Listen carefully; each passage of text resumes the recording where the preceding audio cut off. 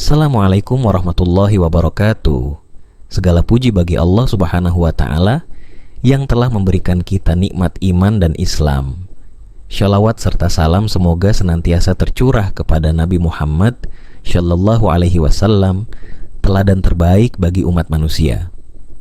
Saudara-saudari yang dirahmati Allah, dalam kesempatan ini kita akan menyimak sebuah kisah penuh hikmah tentang bahaya ambisi duniawi dan pentingnya menjaga keikhlasan dalam mencari rezeki.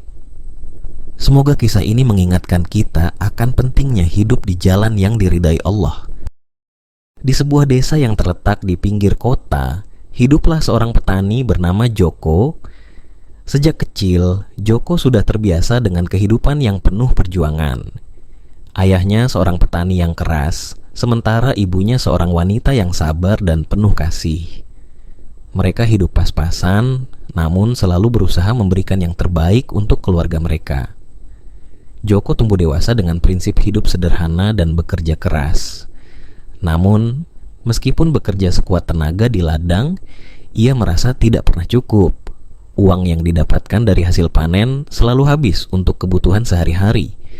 Ia dan keluarganya tinggal di rumah yang sangat sederhana, yang sering bocor saat hujan datang. Mimpi-mimpi besar Joko seperti memiliki rumah yang lebih baik dan memberikan pendidikan yang layak untuk anak-anaknya terasa semakin menjauh seiring berjalannya waktu. Kehidupan Joko yang serba kekurangan ini membuatnya merasa frustrasi. Ia sering merasa iri melihat tetangga dan orang-orang di sekitar yang memiliki kehidupan lebih baik dan lebih mudah. Terlebih, ada seseorang yang selalu menjadi sorotan di desa mereka, Pak Surip. Pak Surip adalah tetangga yang sangat kaya, memiliki tanah luas, rumah megah, dan berbagai usaha yang tampaknya berkembang pesat. Namun, satu hal yang membuat Pak Surip berbeda adalah ia sangat tertutup tentang bagaimana ia bisa memperoleh semua kekayaannya itu. Pak Surip jarang berinteraksi dengan orang lain, namun suatu hari, Joko yang merasa tidak ada jalan lain untuk keluar dari kemiskinannya, memutuskan untuk mendekati Pak Surip. Ia mendengar banyak cerita dari orang-orang bahwa Pak Surip telah berhasil meraih kekayaan besar dengan bantuan ilmu hitam. Meskipun awalnya Joko merasa ragu, dorongan untuk berubah dan memperbaiki hidupnya begitu kuat. Ia berharap Pak Surip bisa membantunya keluar dari belenggu kemiskinan yang selama ini ia alami. Suatu sore, Joko memberanikan diri untuk mengunjungi rumah Pak Surip. Rumah Pak Surip sangat besar dan tampak mewah dibandingkan rumah-rumah lain di sekitar desa. Ketika Joko mengetuk pintu, Pak Surip membukakan pintu dengan senyuman misterius. Mereka berbincang sebentar dan Pak Surip akhirnya mengundang Joko masuk. Di dalam rumah, Pak Surip menceritakan kisah hidupnya yang penuh rahasia. Ia menjelaskan bahwa ia mendapatkan kekayaannya tidak dengan cara biasa, melainkan dengan pesugihan babi ngepet. Joko yang awalnya terkejut mendengarkan dengan seksama. Pak Surip menjelaskan bahwa babi ngepet adalah cara instan untuk mendapatkan kekayaan dengan menggunakan kekuatan gaib. Hanya dengan melakukan beberapa ritual tertentu, seseorang bisa berubah menjadi babi dan mengumpulkan uang dari rumah-rumah orang yang tidur. Babi tersebut akan kembali ke rumah orang yang melakukan ritual itu sebelum fajar menyingsing. Pak Surip juga menjelaskan bahwa pesugihan ini ada harga yang harus dibayar, kesetiaan dan jiwa yang harus dipertaruhkan. Tetapi, bagi Joko yang sudah merasa putus asa, harga itu tampaknya tidak terlalu besar dibandingkan dengan janji akan kekayaan yang bisa ia raih. Setelah mendengar penjelasan ini, Joko merasa terombang-ambing antara ragu dan hasrat untuk mencoba. Pada malam itu, Joko memutuskan untuk mengikuti langkah-langkah yang dijelaskan oleh Pak Surip. Ia pergi ke tempat yang disepakati, sebuah hutan yang gelap di luar desa. Di sana, ia bertemu dengan seorang dukun tua yang akan memimpin ritual pesugihan tersebut.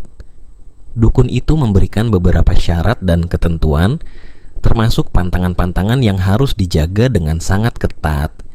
Salah satunya adalah tidak boleh melibatkan orang lain dalam ritual ini, dan yang paling penting, Joko harus menjaga rahasia ini sampai akhir hayatnya.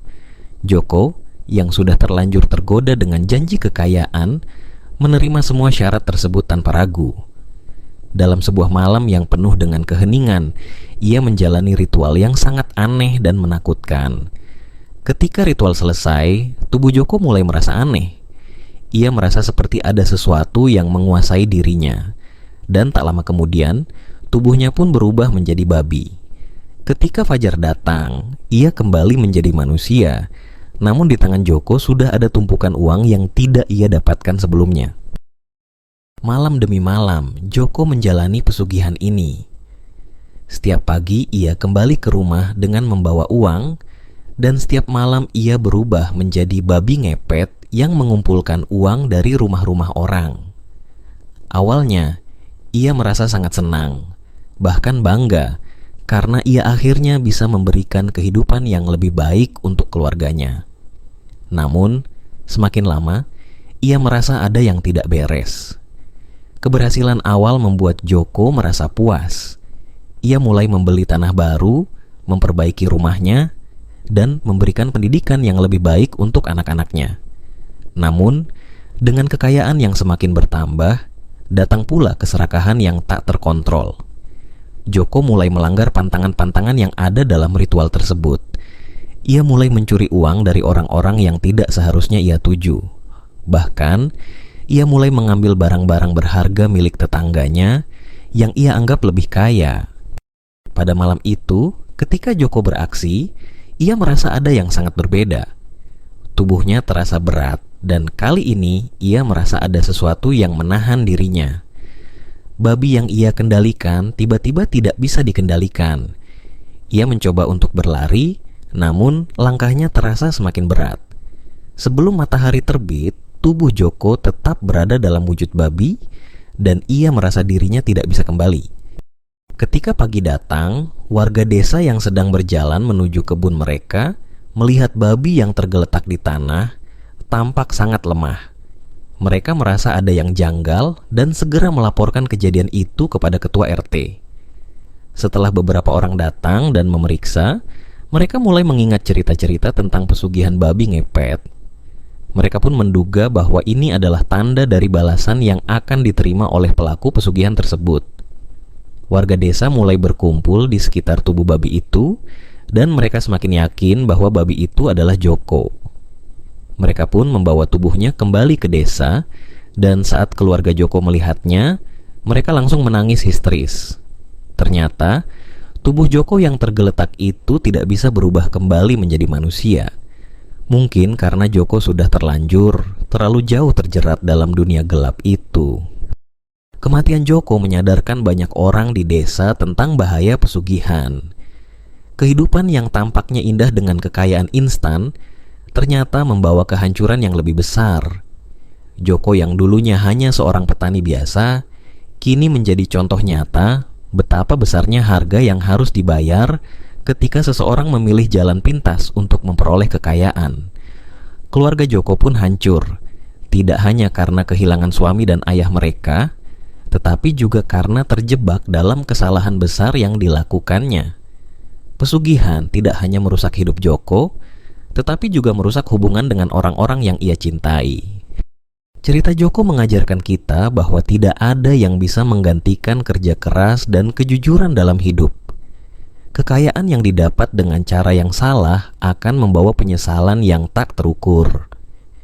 Ketika kita terjerat dalam godaan untuk mendapatkan sesuatu secara cepat, kita harus ingat bahwa segala sesuatu yang baik membutuhkan proses dan usaha yang halal.